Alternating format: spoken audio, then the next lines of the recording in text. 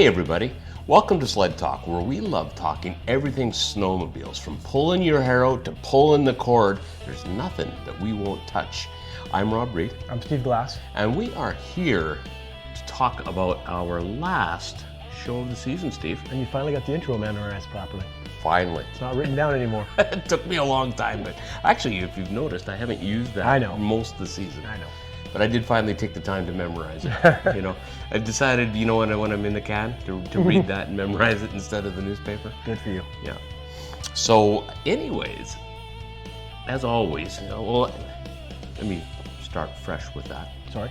Go ahead. We are doing our last show of the season, season 2. Went, I think, really well. Sure. We've had some great feedback from people on all the different platforms, and we sure, as I've said many times, love hearing from you. Different opinions, different thoughts, and you know what? Keep sending those. It's just great to be engaged with everybody that watches the show. So thank you for that. But on a national, actually, I'll call this international level. Did you know that snowmobiles or snowmobilers are doing Meals on Wheels? I did not know that. Yeah, they're doing it on Mackinac Island in Michigan. Right. Now, guess who lives on Mackinac Island? Or has property, I guess I should say. I don't know. Ron Howard. Oh, really? Yeah. Oh, yeah. Richie Cunningham. Okay. And Bob Seeger. Ah, cool. Yeah, so they both have properties on Mackinac Island. They need Meals on Wheels? Apparently so. and they have an actual chef. Right. That goes out and does this twice a week, preparing very good meals. And it's all done with volunteers and volunteer help and all that.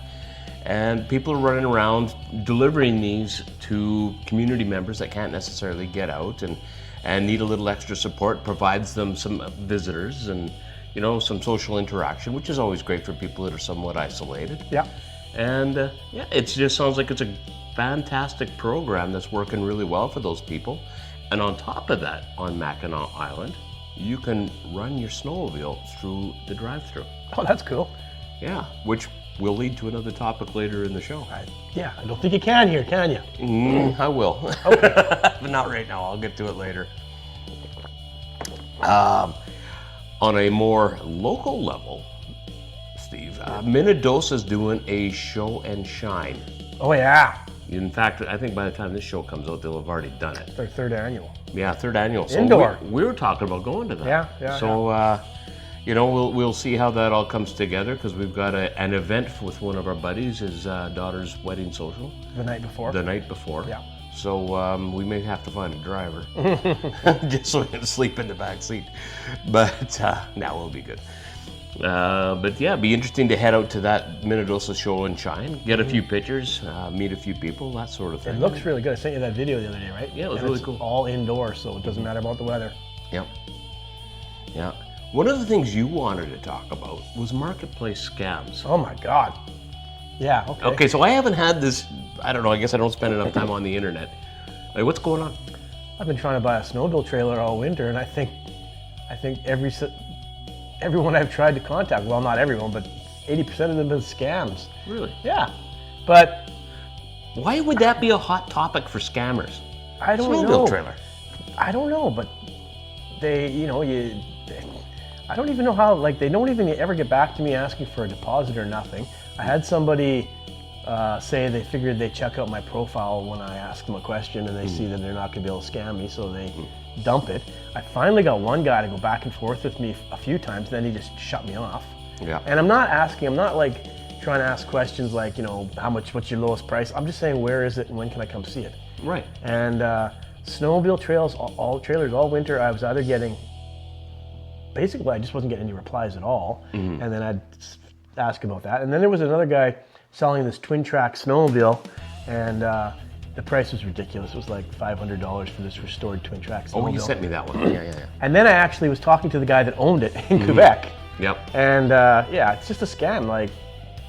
But I'm assuming. How is it a scam though? How are they getting back? If they're not getting back to you. Well, I had a guy on my page say that he actually got scammed into sending a $500 deposit on a car trailer. Ooh. And lost when he went. Then the phone numbers all shut down, and the address was fake. Right. And that was after talking to this person for a half an hour on the phone, and he really thought it was a legit deal. Okay, so there is a website or phone number or something that you can report scams? Yeah. Have you been doing No. that? Okay, well, guess what? I just report them on Marketplace, like, yeah. Okay. But I'm assuming most of them are just going to ask for a deposit, but no one ever gets back to me on those things at all. I'm assuming they see my profile and it's a business profile and they figure they're not going to scam it. Okay, so you are still looking for a trailer. Yeah. What are you looking for? Because I mean, hey, there's going to be someone out there that's maybe selling one that'll get in touch with you, help you out with this. Guys, gals, Steve wants a trailer. Needs one. 16-foot V-nose trailer. Okay. Yeah. Twin axle? Twin axle, yeah, and it's got to be tall enough for my Razor. Right. So it's got to be, I think, at least a 6-foot opening in the back. So you got to be able to squeeze the side-by-side into Yeah. it as well. Yeah, I've seen a few smaller ones. Like I've Right. seen a few that are lower, which would be awesome for the sleds, but it's got to be big enough for my Razor too. Okay, sounds good. If you've got one or you know one's selling one, anyone's selling one, get in touch with Steve. He's in the market. For the right price. And those are the ones that are Okay. those are the ones that are all scams. I'm certain to understand why people aren't getting back to you. You're a cheapo. I don't ask about the price when I just ask where is it and when can I come see it. All right, okay. Steve, regular or premium gas for your snowmobile? Oh, premium. Premium? Yeah. Why? Higher octane, better for the motors, and less ethanol here in Canada. Okay. And only like for sure my 2-strokes. I'm not as concerned with my 4-strokes. Right. And I don't worry about it in the summertime at all. Yeah. Like for my side-by-side and stuff. I'll run premium when I can. But Yes. we've been on rides where all we can get is regular. And I'll just get regular. Yeah, I've done that too, and I never even bother plugging in that little plug that switches you to regular from premium. I just run it when I absolutely have to. Yeah, it's funny, you know, you get talk about this gas for 1 second. How many times you hear a group of us bought gas at some gas station and we all cooked our motors or something like that, right? And I remember one particular ride we were out of my cabin, and some people were complaining about gassing up in the town there and having issues. And yet we gassed up in that town the entire weekend too. And in 40 years of snowmobiling, have you ever had a gas issue? No. No, me neither. I've had a water issue, not related to the gas, but... So have I for a machine sitting or something. Yeah. But I've never had an issue gassing up with regular or premium or anything. So No. And the new machines, all these new injected machines should be able to handle anything. Well, they choke it through a little better than the I carburetors can did. remember the old feller there at LAD. Remember Lauren? Yeah, I remember And him telling me the fuel injected machines can deal with all kinds of crap gas because they'll just retard their timing and do whatever they have to do. But Just to kind of choke it through. Yeah. Well, and I agree, 2-strokes, I'm a premium guy. In my boat, which is a 4-stroke, I just put regular in there because who cares, right? Just a 4.3 V6. Yeah. It, like I say, it's like a car. yeah, it's a car engine. It doesn't care. So that's kind of always been my go-to. I'm with you. If I have to put regular in, I will. Yeah. These days, gas prices being what they are, I got to tell you, putting a little premium in at the moment makes you shudder a bit. You go, that's the price of a good time, I guess. Yeah, for sure. You know. The other thing I wanted to talk about, and this came up, actually, one of our buddies brought this up and said, you guys got to talk about this on the next show. This was after our last ride a couple days ago. Yeah. The amount of litter, Yeah, we were dodging litter. like steady, it was... It's because we weren't on the groom trail. We were just riding the ditch because of the lack of snow. Well, and this is where I kind of want to go with this. First off, this isn't a snowmobiler issue. This is people... Beer cans and garbage bags. Yeah, I've never seen a guy riding down the trail with a handful of Tims. Have you? I've never seen that. No, there was a mess. Those ditches were a mess. Yeah, and that was literally only a couple of miles of ditch riding. Yeah. And it was literally can after can after can and coffee cups and complete garbage bags wiped all over the ditches. And I mean, really, you're not going to pull into another gas station that has a garbage can so you can throw it out when you get there? Yeah. Like, why are people so entitled? Yeah, I know. I don't This get just it. pisses me off. Yeah. Like I say, you never see garbage along the trail. No. Although, you will see, and you and I have walked into some pretty disgusting shacks where people have just left a disaster behind. Hey, who the hell's cleaning this up for you guys? Yeah. You packed it in, packed it out. You know what I'll admit though? I typically use the garbage can at the shack and just throw my garbage in there. But those garbage, you don't even think. those garbage cans are all filling up, and someone's got to haul that garbage out, right? Yeah. And then when they overfill, people just start putting crap everywhere. Mm-hmm. And I just started thinking about this a few weeks ago, where somebody was talking about having to haul the garbage out of the shack, and I started thinking maybe I'll quit using the garbage cans in the shack and just bring everything back. Yes, yeah, like you say, pack it in. I mean, pack naturally, it you just use the garbage can. You think you're doing a good job because you're putting everything in the some garbage of them can. collect the beer cans and Well, take the yeah, money. no, the cans and stuff, sure, but haul the stuff back too, right? Yeah. I mean, Well, if you hauled it there, you should be able to haul it back. Well, no one's going to use your frozen pack of ketchup. No one's going to use your half bottle of mustard. Yeah. Or that half a bag of chips. No one's eating that stuff. I'm going to tell you, there isn't going to be a situation made for TV movie where some guy has staggered out of the bush, discovered a warm-up shack, lit himself a fire, and survived 3 days on ketchup packs until snowmobilers showed up on Friday to rescue him. Like, it's not happening. Clean your shit up. I think we found mustard in every shack we were in. Yeah, everyone's got mustard. We laughed at that because same thing, we were looking at one the other day and you go, mustard, again. Like, no one's eating it. It's frozen rock solid. Like, take it home with you. Yeah. Honest to God. Just disgusting. You know, and these poor club people, I'm sure they show up. They've made a nice warm-up shack, trails, cut wood. Yeah. And they walk in there and they look around and go, oh, why do we bother? Yeah, and if you're just riding on your sled, you're not set up to haul a garbage bag, like a big, huge garbage bag of garbage out of there and stuff like that. You know, when they're That's doing gotta their be- work Yeah, that's parties. going to be a club trip to go in there with a polar bottle. Yeah, or something. someone's got to do the work. Yeah, that's why I think I'm going to just haul stuff back more. Yeah, absolutely. Not rely on their garbage cans anymore. Yeah. So anyway, that's kind of my rant today about litter. I mean, really, people, don't be so self-entitled that you can't clean up after yourself because someone else is going to do it. Like, get over yourself, take care of your garbage, clean up. All the litter we saw was just coming out of cars on the highway. Yeah, well, that was definitely that. And that's awful. For sure, for sure.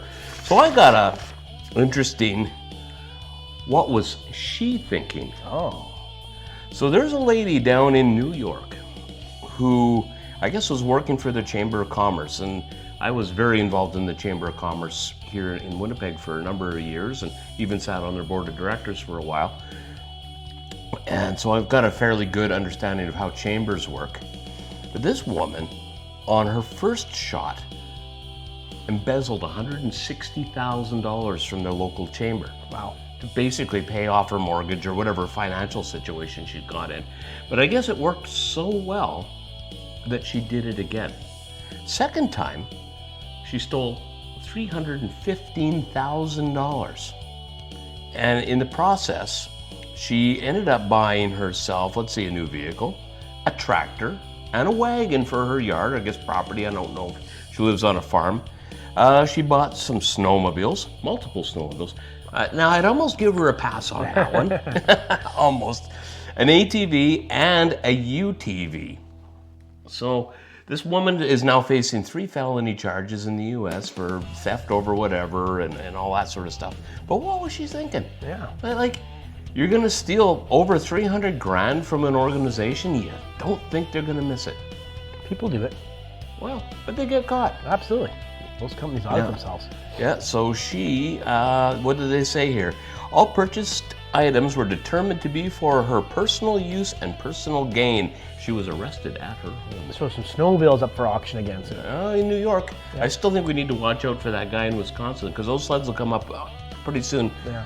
And we'll have to be able to travel down to the U.S. to partake in that kind of an adventure. When you get your snowmobile trailer so we can haul a bunch of them home with us. Sure. All right. And a passport. Yes, absolutely. Well, not like I haven't told you. I know. You know, multiple times. In fact, right after the show. What do you got for a tech tip, Steve? Belts. Belts. Today. Yep, belts. Okay, so this is something that you and I, and probably all of our buddies, have debated on and off over the years. From little kids, we'd go to Canadian Tire and buy the whatever. Yep. Daco, yeah, so you got a Daco here. To whatever you could get at Canadian Tire, just something to keep your sled moving. Yep. To, as we were starting to buy more performance machines, the arguments of what was the best belt and what was this and what was that. Yeah. So OEM or aftermarket. and I gotta say, I've been an OEM guy. Sure. Nothing wrong with that, except some of that OEM stuff's getting pretty pricey. It is. So is the aftermarket stuff. I just ordered a belt for a sled that is $270 aftermarket. Yeah. Yeah. Yeah, no, you're right, they're pricey. And I mean, what isn't pricey these days? It's unfortunate that the entire world is going that way. And I got to say, I believe that there's a little bit of profit taking going on. Sorry for, get all you conspiracy theorists going, but I do think that there's a little bit of profit taking because situations happen that do cause and drive pricing up. But when those correct themselves, I never see the pricing correct itself. True enough. So getting back to belts, but now that sorry, now that I've gone on that little rant. Sorry, buddy. Have you ever broken a belt when you're riding? Oh, yeah. Oh, okay. I never have. I blew one time when we were on a spring ride. Okay. Out, of course, going across water. Great. So I guess, the belt is taking a little bit of abuse because you're going from snow to water, back onto ice, onto snow, into water. And my belt, of course, going across water, blew up. Okay. Now, I made it, but momentum got me there. So it really broke. It blew to a million pieces. I've had that happen a few times. I can't believe you've never I've never totally broken one. I've had them coming apart where I felt them and stopped and changed them, but I've never broken one. But I've been with guys, and when they've broken, they've done a lot of damage sometimes. Like my cousin took out his entire speedometer drive and that bearing holder and stuff on his legs. It was all plastic. And I've seen some side covers, some panels and stuff ripped to shreds and stuff. So, I mean, they can do a ton of damage. I've seen stuff come through the top. So they're a good thing to have a look at and inspect them once in a while. I'm very guilty of riding a snowmobile with the same belt for a million years. Well, every preseason, I do a check on, mine and my daughter's. But have a look for cracks, especially between the ribs. The little ribs there, yeah. And the other thing... What are those ribs for? I think for cooling. Yeah, I think it so. just gathers a little extra air? Yeah, I think it just blows more air out. Are you sure it's not just so that you have more shit to clean up out of the bottom of your belly pan after your, like anyone that's blowing up a belt and the amount of time it takes to clean that shit? You'll lose the top layer of the belt. Yeah, or the bottom. The bottom just flies to pieces.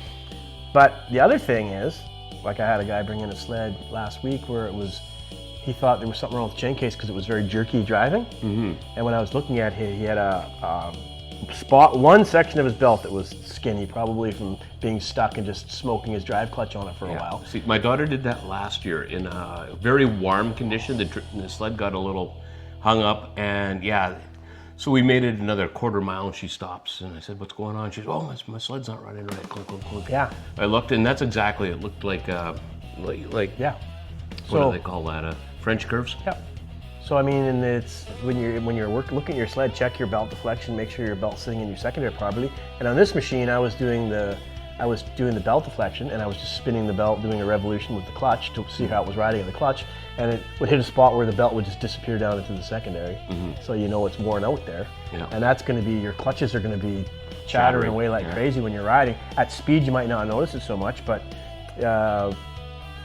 you could run around with the caliper, but if you just spin your clutch, you're going to see if it's going up and down in your secondary. So that's a good way to check for that. So preseason, when you're cleaning your clutches, this is a good time. But like I say, if you've got a caliper, I mean, just ripping it around there for 30 seconds is a real true way of telling it. And I mean, you're not wrong that watching for dips and things, and sometimes, honestly, it is visible. And if it's gotten that far, change it because you will be walking. Yeah. Or your friends will be bugging you. And then you throw that belt in your trunk as a spare. Usually by the time any belt's a spare. Any belt's better than a broken belt. Well, I mean, I've always got a spare belt, so if it's that bad, it goes in the garbage. Okay, well, this guy over here doesn't have a spare belt in his sled either. Okay, well, if you've got nothing, I agree with you. So you're an OEM guy. Yeah. Okay.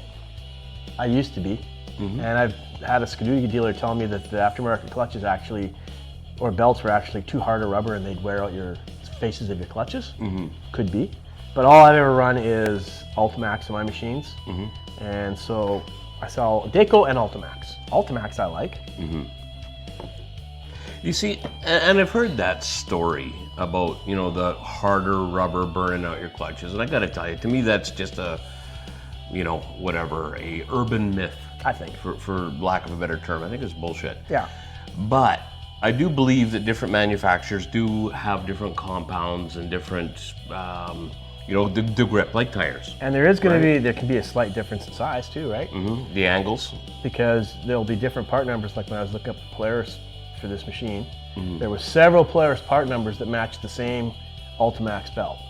So there could be slight differences. Like I think you've changed belts where you've had to adjust your secondary because it's squealing and stuff, right? Yep. So, if you put and that's something when you put a new belt on, if you're doing it in your shop, you have to check, make sure it's riding in your secondary properly. Oh, always. Out in the field, you're not going to have a chance to do that. No, but I mean, like you say, you're moving again. Yeah.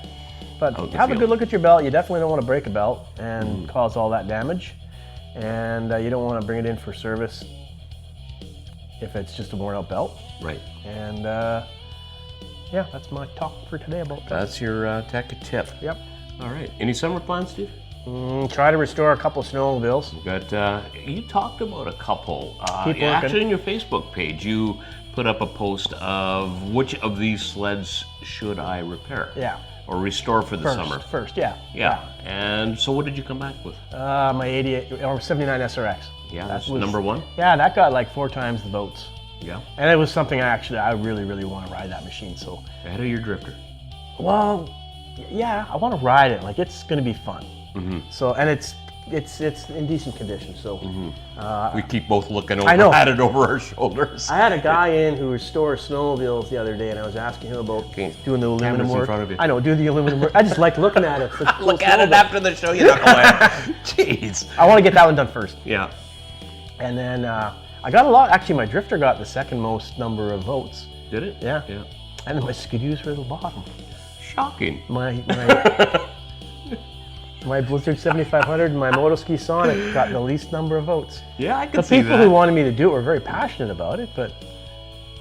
You know what? Being a bit of a horsepower guy, I probably would have went with the SRX as well. I didn't even bother voting. I figured I didn't want to skew it on you. It's more just I want to really ride that machine. Like, it's going to be fun to try. But you know what? For a vintage ride, pulling up in that drifter, I know, would probably have as much conversation as your other, your VMAX here or anything else that you've got. No, I would. I mean, that's a super cool sled. 1 year only, not many people have seen them even, I don't think. Yeah. And I think it would be a very fun spring ride snowmobile. Yeah, okay, so that's what you're going to be doing. Except it's a free air, but... Yeah, I want to definitely, and I wouldn't mind working on, like, I normally close my shop down in April for the summer, more or less. Right. And only let the odd little quad sneak through here.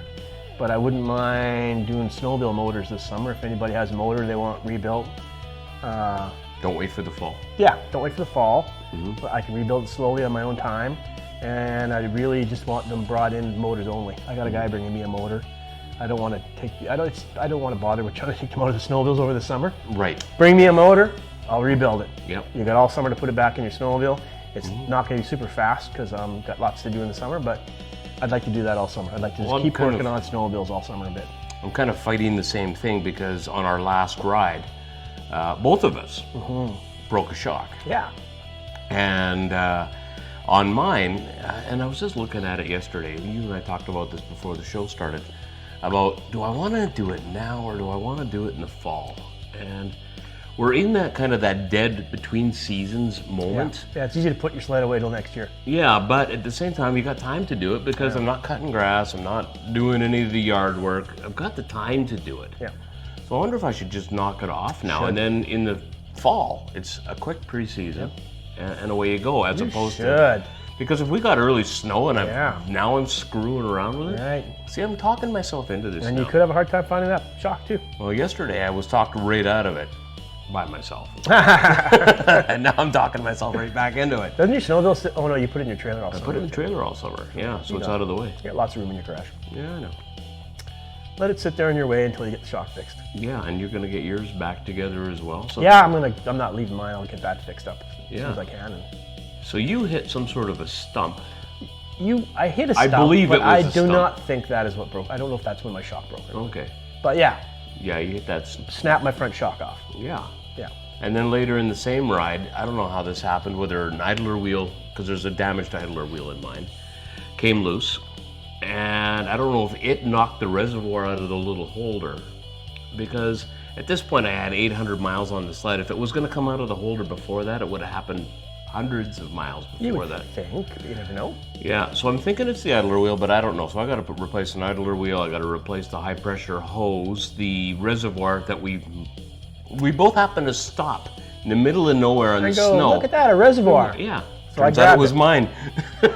I grabbed it and put it in my trunk. Yeah, I said, hey, Steve, pick that up. You never know when you're going to need one. And that was that. And turns out it was mine, so thank God we did. Yeah. Yeah. So that's it for this season. I got to say thank you to everybody that has tuned in, watched, downloaded the podcast, liked, commented. You know, we sure have enjoyed getting involved with everybody. It's been a great season. And keep an eye out for what we're doing through the summer. Yeah. And thanks for joining us. Thank you. So, as you know, snowmobiling is all about performance. Performance Supply is all about making sure you have a great snowmobile season, making sure that you have a snowmobile engine running this fall. Yeah. And thanks for joining us. Thank you.